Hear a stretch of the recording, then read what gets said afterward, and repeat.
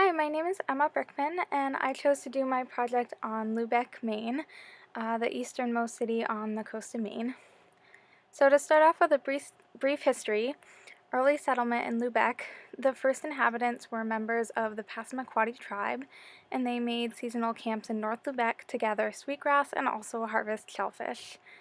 Later settlers included Acadians fleeing Nova Scotia and also veterans of the American Revolution. Early conditions in Lubec were quite primitive, and most travel was done by boat. Smuggling was a big problem in the region during this time.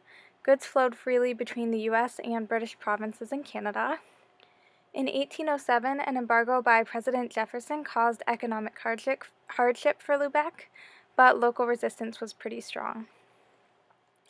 To move along to early industry, by the early 1800s there were 20 smokehouses in Lubec, bringing employment and prosperity, and Lubec was a national leader in smoked herring production.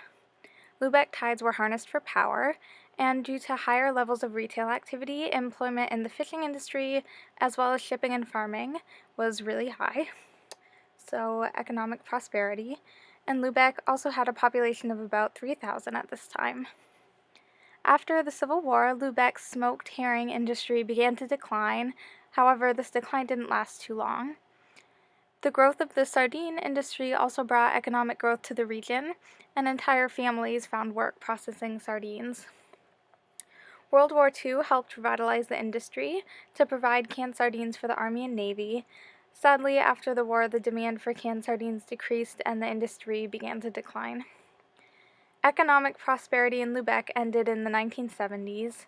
Jobs were lost, businesses closed, and the population started declining.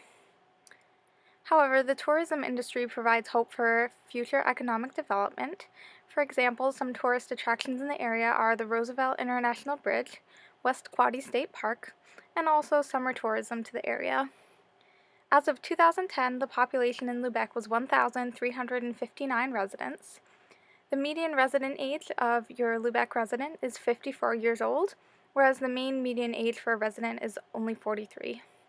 And the estimated median household income in Lubec is $28,698, whereas in Maine, the estimated median household income is $46,974. So Lubec has an older median resident age and a lower median household income. Now to talk about the Cobscook Tidal Energy Project. So the purpose of this project is to advance new marine hydrokinetic technology while minimizing environmental impacts, and the project consists of designing, building, installing, and monitoring a commercial-scale array of multiple grid-connected tide-gen devices on the sea floor in Cobscook Bay off of Eastport and Lubec, Maine. The project demonstrated the ability to modify license requirements based on data collection, and it also gained international attention as a model for adaptive management. The 2013 environmental monitoring results continue to build an increased knowledge of marine life interaction with the tide-gen power system and indicated negligible environmental effects for many elements of the monitoring plans.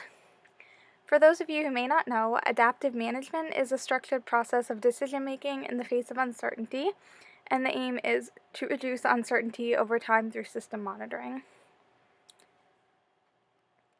I interviewed Lubec resident Bill Ashby to talk about his experiences growing up in this town. Bill grew up in Lubec, Maine. Bill and his wife Pam and their 2 children currently reside in northern Maine, where they both work for the local university. However, most of Bill's family has remained in Lubec, and the Ashbys have a summer home in Lubec where they go every year and stay for the summer. Although Bill and his family love Lubec, unfortunately, there are no career opportunities for him or his wife in the area. I wanted to talk about his experiences growing up in coastal Maine, and also why they felt they wanted to come back every summer. Bill told me that, "I think growing up where I did, we didn't have many material things, but the sense of community was strong. I had a lot of family in the area, sure, but the whole community became family and looked out for each other in tough times." He thinks his summer home is the perfect compromise for the family. Nowadays, Tourism really keeps the town booming. In the summers, there's so much to do. We're not the only ones who are there seasonally. A lot closes in the winter, and you're pretty much stuck with what's left. I think I get to enjoy the best of both worlds, having my life and career, but getting to come back each year and support the town I love. The Ashbys are very athletic and enjoy coming to Lubec for its outdoor opportunities in the summer. For me, the spirit of my interview with Bill was best summed up when he told me, "The town goes through changes and hardships, sure. It wasn't always easy growing up, but this little town will persevere no matter what." Like many small coastal Maine towns, Lubec doesn't always have it easy.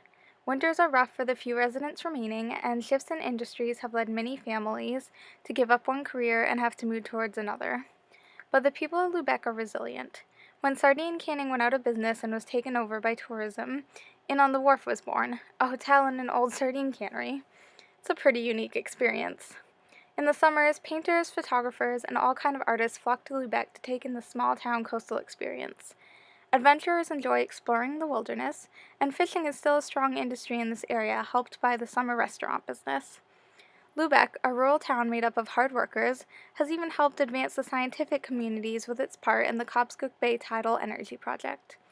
Lubec has faced its share of hardships, sure, but this tough, lovable town isn't going anywhere. If you're ever in the area, see for yourself the charm of this small coastal town.